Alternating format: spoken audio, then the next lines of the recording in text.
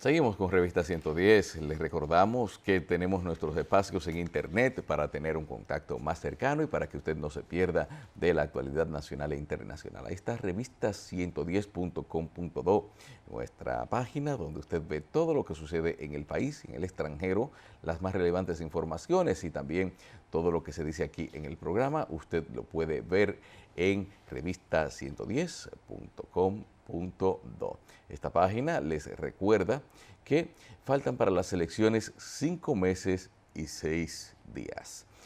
También tiene un enlace directo a Revista Electoral. Usted hace clic aquí en este anuncio que tenemos y usted puede vernos por internet en nuestro programa Revista Electoral 2016 cada domingo desde las 5 de la mañana hasta las 11 de la noche con todo un contenido preparado especialmente para que usted esté informado sobre la marcha del proceso electoral desde ahora hasta las elecciones.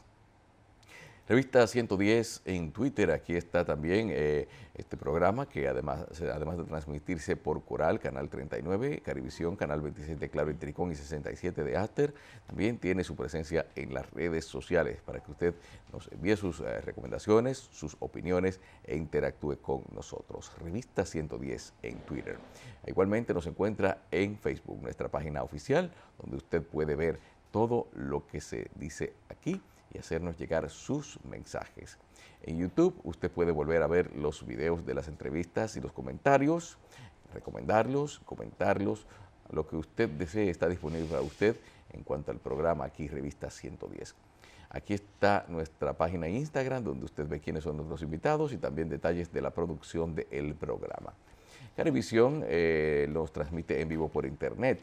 En este recuadro de la parte inferior usted ve nuestra señal en vivo y aquí arriba usted nos puede escuchar por radio. Si usted quiere dejar abierta la emisora o el canal mientras está usando su computadora, ahí usted puede hacer clic y ir escuchándonos mientras está laborando en su equipo. Por radio HIJB 830 AM, información y música para usted, y también en internet HIJB830.com. Vamos a ver entonces, el gobierno agasajó a más de 4.000 adultos mayores en todo el país. El viceministro administrativo de la presidencia, Alexis La Antigua, encabezó la actividad afirmando que el presidente Danilo Medina seguirá en el poder para redimir definitivamente al pueblo de la pobreza y desigualdad. El gobierno ofreció un acto social navideño a más de 4.000 adultos mayores procedentes de todas las regiones que conforman el territorio nacional a fin de llevar alegría a este sector vulnerable de la población en esta época del año. La actividad, que se celebra por tercer año consecutivo en el Centro de Convenciones y Eventos de Sanssouci, se realiza por disposición del presidente Danilo Medina y el ministro administrativo de la presidencia, José Ramón Peralta. Durante la misma hubo presentaciones artísticas, concursos y se repartieron cientos de regalos a adultos mayores.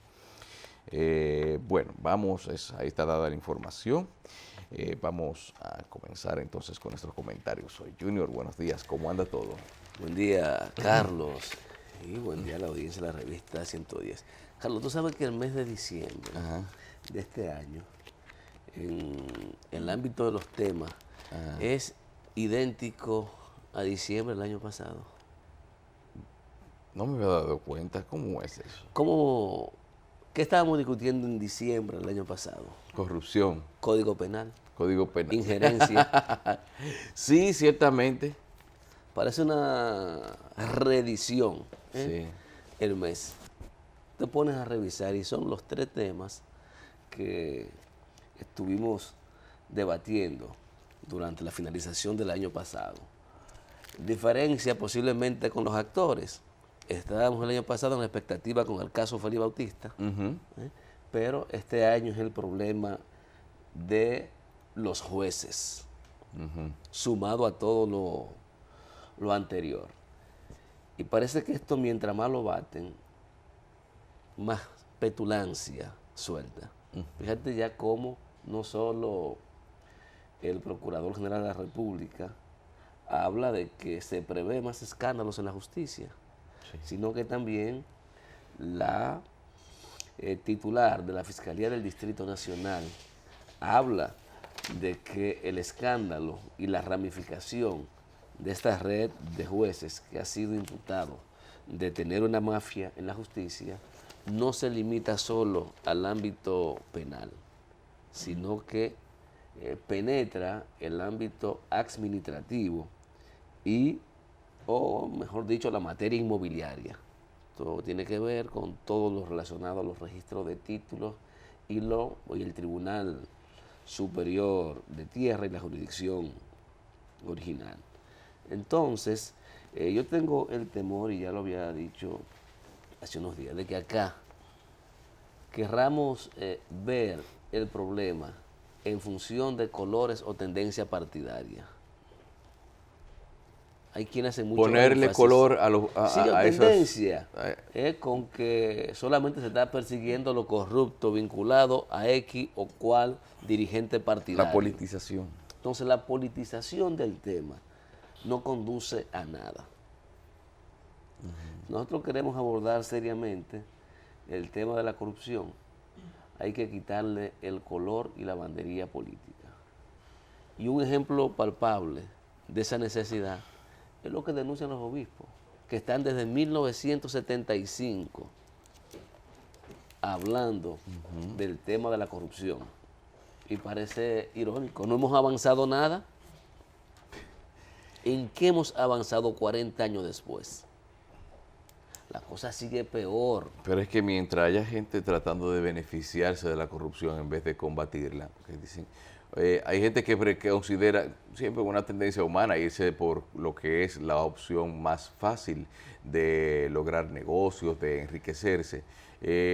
No se da cuenta entonces de que quizás hay un mal social, hay un problema que ya se ha enraizado mucho en la sociedad, que es encontrar, decir, el ejemplo que se ha dado precisamente a partir de la impunidad es que ser corrupto en grandes niveles es lo que precisamente te puede garantizar, le puede garantizar a una persona lograr una meta económica determinada, en un momento en que todo lo que tiene que ver con la economía, todo tiene que ver con el interés de lograr un enriquecimiento mayor cada día. Bueno, yo pienso que tiene que ver porque hay aspiraciones y inconducta del ser humano que es difícil modificarla, pero que es enteramente cierto y posible controlarla. Y yo creo que en eso ha fallado la sociedad dominicana, los órganos encargados de que el tema de corrupción en el país sea combatido adecuadamente. Y cuando hablo de los órganos encargados, no solo el Poder Judicial, sino que ha faltado sobre todo voluntad política para enfrentar el problema. Y esa falta de voluntad política, yo he dicho, no es casual. Es que la corrupción, lamentablemente, no solo se ha convertido en un aspecto cultural del ejercicio político en la República Dominicana, sino que es parte esencial del accionar de todos los políticos. Te podrá encontrar uno que dice que se detiene en la puerta de su despacho, pero reconoce que existe el problema y no hace nada para enfrentarlo. Así es. Y otros crean las condiciones para entonces agenciarse la protección de los órganos del Estado cuando salgan de los puestos y afloren las diferentes situaciones anómalas, incorrectas, que han hecho en el ejercicio de su función. Pero mira, yo no sé cuáles son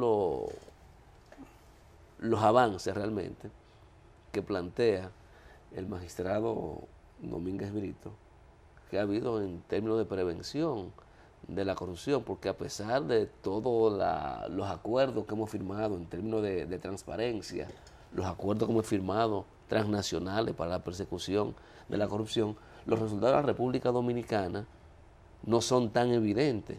Tenemos normativa, pero ha habido un ausentismo por parte de los órganos encargados de aplicar la ley para que eso funcione.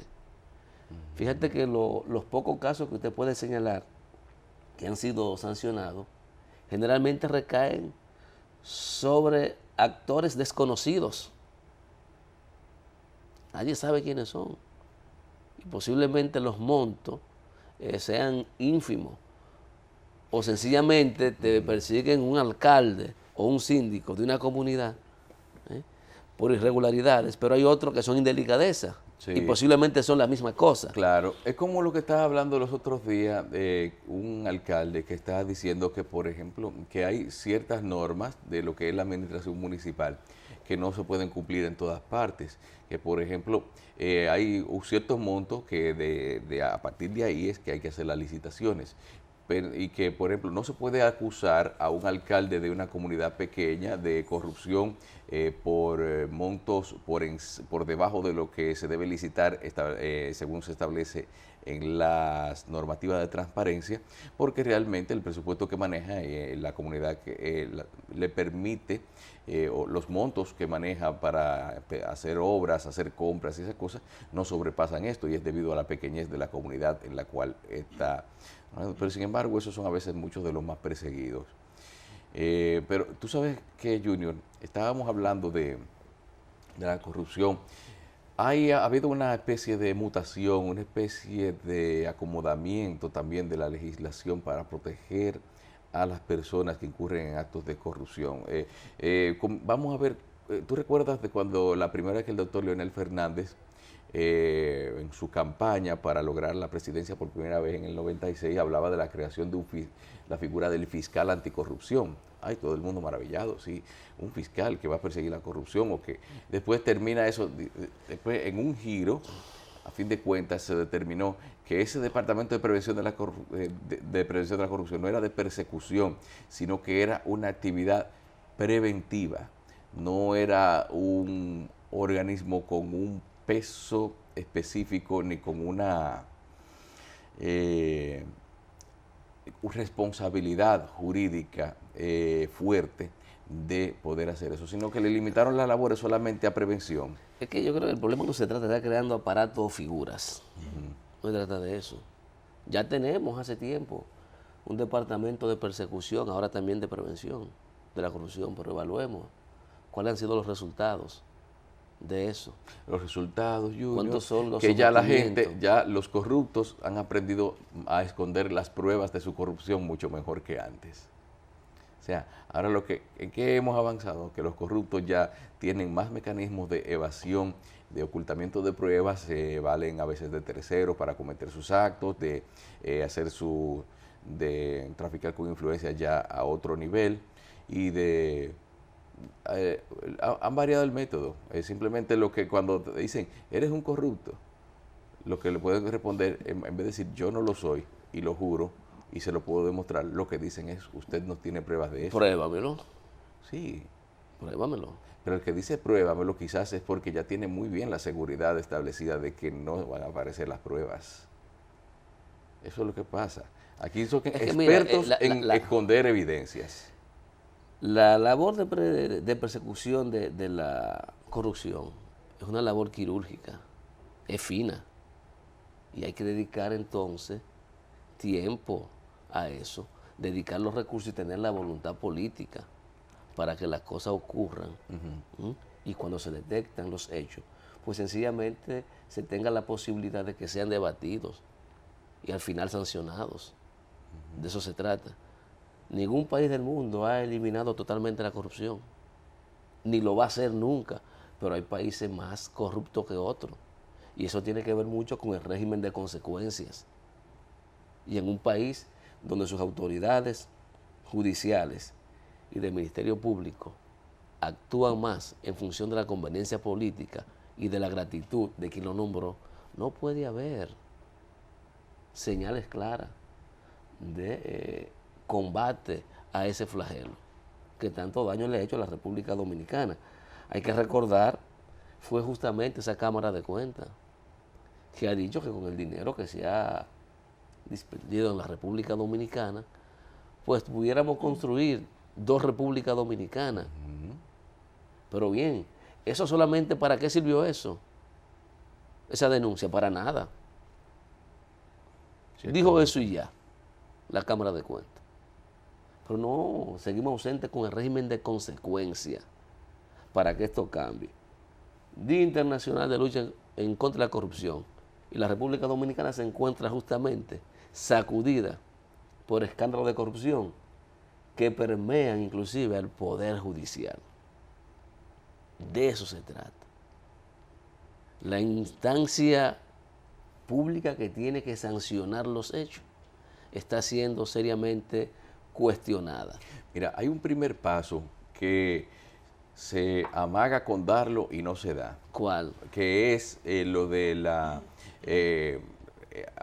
el auscultamiento de los bienes de las personas, de esos funcionarios y de esas personas que se enriquecen muy rápidamente en el ejercicio de la administración pública.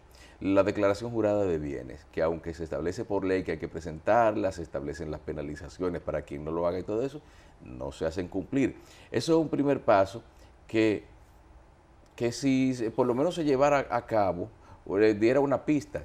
Recordamos cómo en la toma de posesión el presidente Medina habló de cómo actuaría ante la corrupción, hasta inclusive ante el rumor público. Sí, pero eso era en campaña y luego de tomar posesión.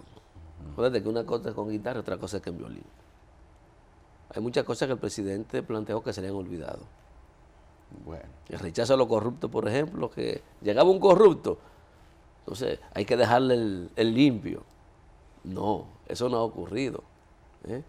Fíjate cómo el Ministerio Público, que aunque dicen que es independiente, en el caso del senador, buscó la salida más fácil y ahora está tratando de que se luche en contra de la corrupción, pero usted tiró la toalla. ¿Cuáles son los elementos que protegen la corrupción? Se me pueden olvidar uno cuando. Lealtad partidaria. Bueno, la lealtad partidaria. Ok. Falta de transparencia. La falta de transparencia, pero el principio de solidaridad. Dicen por ahí que la clase no se suicida. Entonces, cuando explotó el escándalo de corrupción, hoy el presidente no se va a poner el traje hasta la cabeza. No se lo pone. Porque si se dedica a investigar eso, no se sabe qué ocurre. No se sabe qué ocurre. Entonces hay una falta del presidente.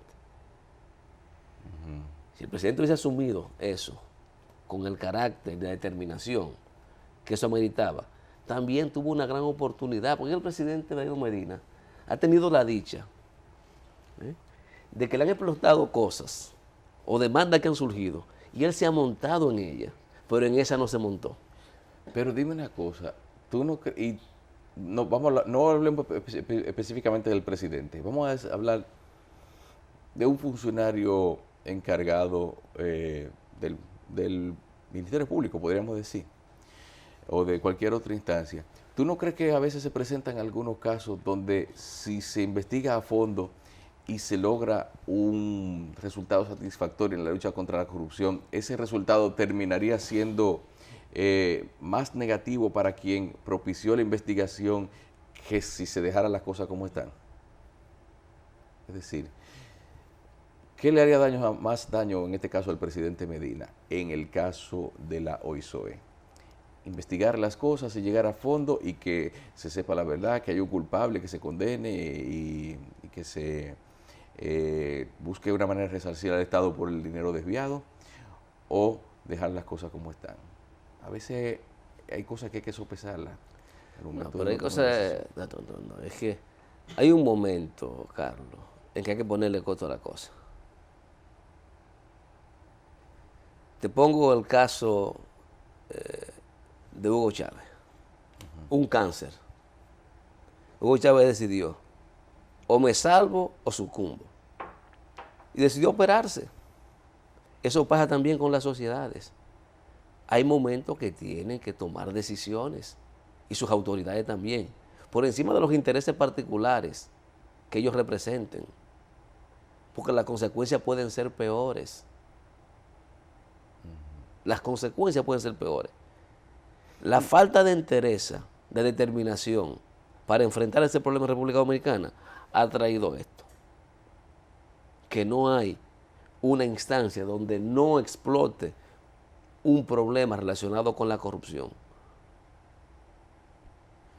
y con los antivalores que promueven entonces las personas que están encargadas de ser los modelos de comportamiento, son las que nos están brindando todo lo contrario. No sé, una sociedad no se puede construir sobre esa base. Y yo reitero el problema de las señales. Hay que dar señales claras de que tenemos el interés de que las cosas cambien. Y para eso no hay que cambiar ningún modelo. Es sencillamente cumplir las leyes que se ha dado este modelo, cumplirlas. Y decirle a la gente que cuando usted actúa mal, hay un régimen de consecuencias. Y que sus inconductas serán objeto de sanciones. Pero si eso no ocurre, nos pasa lo que nos ha pasado, que ni siquiera la señal de tránsito respetamos. Y entonces tú tienes que la persona encargada, porque óyeme cómo son las cosas, de prevenir que tú cometas una infracción de tránsito, lo que hace es que se te esconde esperando que tú la cometas a ponerte la infracción. Oye, eso. No, y eso tú lo Sí, ves. es una trampa. A ver, tú pasas por un lugar, tú lo ves un amén. y tan pronto, entonces ahí está él. En vez de evitar que entonces aparece. Entonces, bueno, ¿y qué tiene que ver? Eso tiene que ver. Porque todo el mundo se pone en la sombrita a ver qué pasa. Entonces tú tienes una sociedad que ha hecho con carencias por un lado y con los ejemplos de que no importa lo que usted haga. Usted no va a ser sancionado, pues todo el mundo está pendiente. Es la bendita cultura del búscame lo mío. Que la ley es para unos cuantos. Ahí mismo tú estás hablando de un caso, vamos a decir, prácticamente microscópico con relación a lo que pasa en otras instancias, que es el asunto de los agentes de tránsito, de la gente de AMET. Pero tú te das cuenta, por ejemplo, la falta de transparencia. ¿A dónde van los cuartos de la multa? El presupuesto no se publica, la ejecución presupuestaria de las asignaciones estatales ya no sé, ya esa hoja que se publicaba siempre en los periódicos todos los meses no se da. O sea, que donde estaba la relación de por dónde le entraba el dinero al Estado y hacia qué destinaba esos fondos. Entonces, y de los déficits y los superávit que pudieran haber. Entonces, ya nada de eso, ya ahí no hay, es increíble. Antes de existir la ley de transparencia y las normativas, había más que la que hay ahora en cuanto a lo que es ejecución presupuestaria. Entonces, fíjate también otra cosa, Junior. Es algo que decía también uno de nuestros invitados, de que antes, cuando publicaba el presupuesto, la gente se empoderaba para reclamar a ciertas instituciones y hasta a sus ayuntamientos y a instancias locales, de decir, mire, aquí dice que a usted le entregaron esto. Yo quiero ver qué usted está haciendo con eso. Ese era un mecanismo de decisión en algunos casos y de toma de acción. Y entonces ahí digo yo, ¿a dónde van los cuartos de la multa? ¿Tú sabes la cantidad de dinero que se maneja por cuestiones de la recaudación por eso? ¿Va al Ministerio Público, va a las arcas del Estado, no sabe cómo es precisamente? Aunque hay un mecanismo de pagarlo en el Banco de Reservas y después llevar el recibo allá a la MET, pero después de ahí uno no sabe. Y ese es un dinero que, aunque sea una multa, es una contribución al Estado que se está haciendo. Bueno, eso es recursos públicos. Sí, pero te quería decir también, bueno, eso precisamente, la falta de transparencia.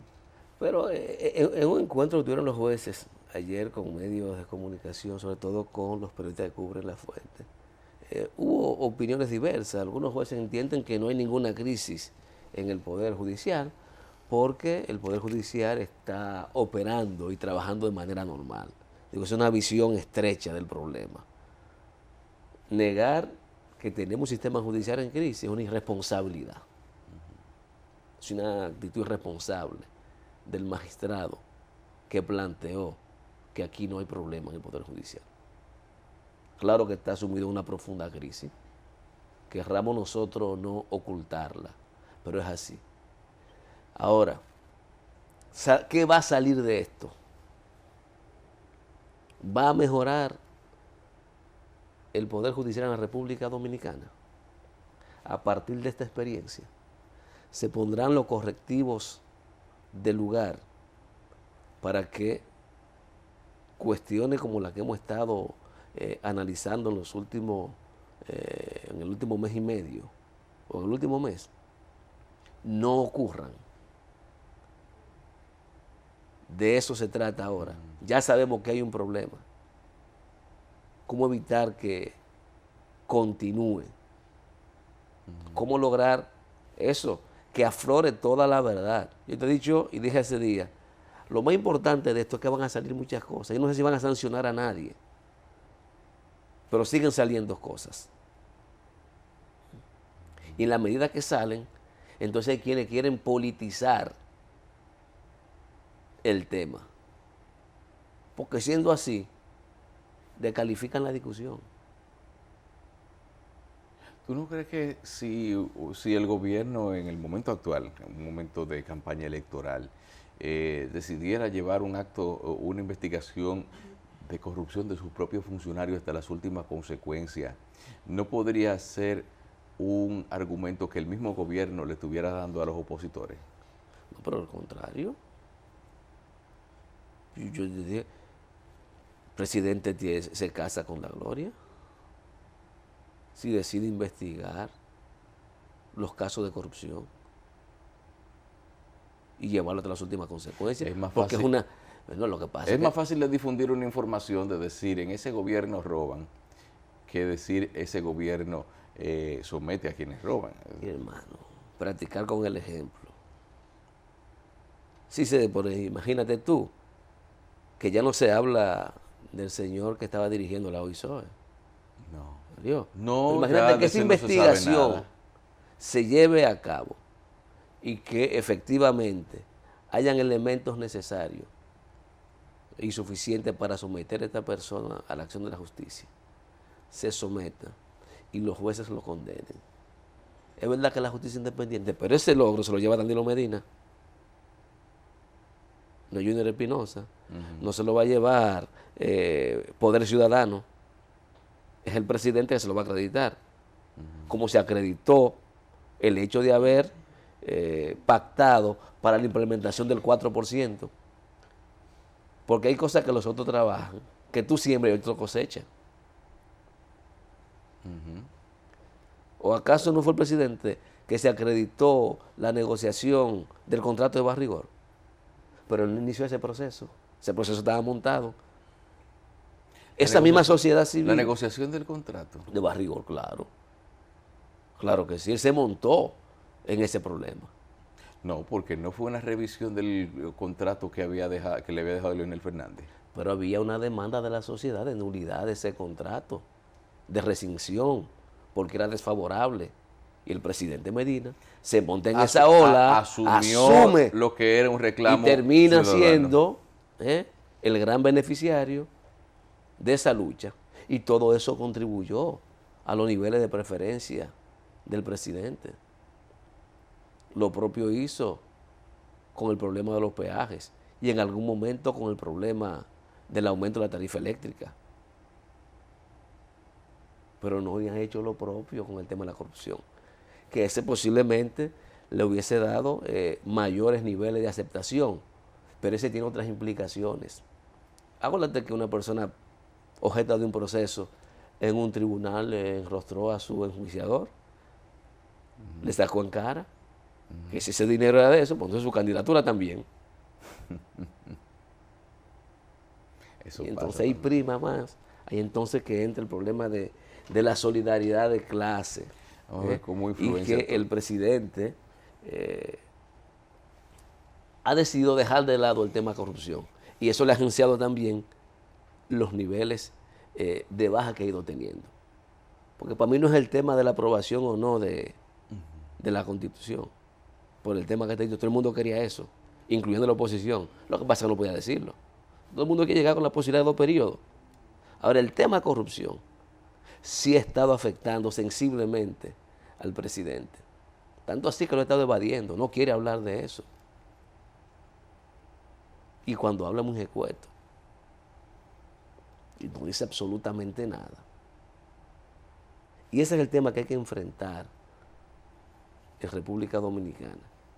Ciertamente, también te digo, ese tema todavía en el país no quita ni tumba gobierno, porque siempre lo estamos viendo desde el punto de vista partidario y no como el problema esencial que limita la potencialidad de desarrollo de la República Dominicana. Y no solo desarrollo desde el punto de vista económico, sino también desarrollo desde el punto de vista social. Porque no es que decimos que aquí todo el mundo anda buscándoselo de él. ¿Mm? Todo el mundo anda en eso porque es una cultura que se ha establecido en la República Dominicana. Todo el mundo anda con el cuchillo en la boca. Nadie te hace un favor. Antes anda buscando la forma de cómo engañarte. Así es. Y vulgarmente. No, y además, pero tú sabes que eso es una consecuencia de que realmente, como dicen, si fulano lo hizo y no le pasó nada, entonces yo lo hago. Es lo que también es la mezcla de lo que es la corrupción, la impunidad y la gente que dice, yo voy para un puesto y de ahí no puedo salir. Pobre, y también la presión social de decir, ese hombre, esa mujer pasó por ahí y no le resolvió ningún problema a su familia, porque se ha llegado a ese punto. Hasta la crítica social a quien no se engancha en la corrupción. Y en el clientelismo también, sobre todo. Dicen, ese se llegó ahí y no le resolvió un problema a nadie. Tú lo has oído mucho. Pero es peor. Llegamos también muchas veces a las afirmaciones de que los que protestan por la corrupción es porque tienen que sacarlo de ellos. Porque hasta ese punto llegan las sociedades cuando pierden la credibilidad en su gente. Y posiblemente hay razones, porque a veces tú has visto instituciones que encausan procesos anticorrupción contra determinados funcionarios y como que sueltan la cosa en banda también. Entonces se da de todo. Y todo eso va mellando la confianza de la gente y termina la gente entonces asumiendo que lo normal es que se haga lo normal es ser lo corrupto. indebido. Sí, mira, vamos a hablar del asunto de Venezuela. Tú sabes que ayer Guido Gómez Mazara nos dijo algo que también lo recoge la prensa en el día de hoy, que es la obtención de mayoría calificada por parte de la oposición en Venezuela y de todo lo que esto le puede significar en términos de poder. Posibilidad de juicios políticos, posibilidad, o sea, poder para hacer juicio político, poder para interpelar, poder para llamar a referendo revocatorio. Hay que ver, se pone a prueba ahora la inteligencia emocional, vamos a decir, como dicen algunos psicólogos, algunos especialistas de la conducta, de esa oposición venezolana, de ver cómo van a administrar de la mejor manera ese poder que obtuvieron a través de las elecciones y cómo lo pueden hacer en beneficio de eso, sin fijarse mucho. Yo digo que lo mejor sería que no se fijaran mucho en lo que es la retaliación contra un gobierno, sino con que lleven al asunto con la mesura necesaria para no llevarse más de la cuenta. Eso es lo que yo te quiero decir. Bueno, es que de eso también hablamos ahí en la primera parte del programa. Está abierto la posibilidad de un convocatoria, referendo revocatorio del gobierno de Venezuela. Si ellos quieren, lo pueden hacer. Ellos tienen todas las posibilidades, yo te reitero. Vamos a ver cómo se comportan ellos. Vamos a ver cómo se comportan. Porque... Y ver cómo responde el gobierno también. Bueno, más que cómo responde el gobierno, cómo responde esa sociedad. Porque ellos no pueden pretender, y sería un error político de ellos, iniciar en lo inmediato un enjuiciamiento a Maduro, convocar una asamblea constituyente, modificar la constitución inmediatamente. Nada de eso, yo creo que en este momento le convendría a la oposición. Tienen que llevar eso al pasito. Tienen que llevarlo al pasito. Porque evidentemente están en un buen momento. Pero las cosas, así como le cambió a ellos hace unos años y le cambió ahora al chavismo, también le puede cambiar a ellos. Porque hay cosas que no se pueden abortar. Hay cosas que hay que darle su tiempo de maduración. Ahora, posiblemente también, y fue algo que dijimos en la mañana, y algo también que planteó el doctor Mazara, el fraccionamiento de esa oposición, posiblemente mientras más tiempo alarguen en tomar decisiones, más le perjudica a ellos. Y le dan la posibilidad a las fuerzas oficialistas de recomponerse. Recomponerse porque, como te digo, de aquí al 18 o al 19 que habrá elecciones, falta mucho tiempo. Falta demasiado tiempo. Y están en condiciones desde el poder de recomponer algunas cosas, más allá de haber pedido la Asamblea Nacional. Entonces uno no se puede ahora aventurar y desesperarse. Bueno, vamos a ver que apenas hace 2 días que ganaron. Va a ver lo que pasa, sí, pero que no se pongan triunfalistas.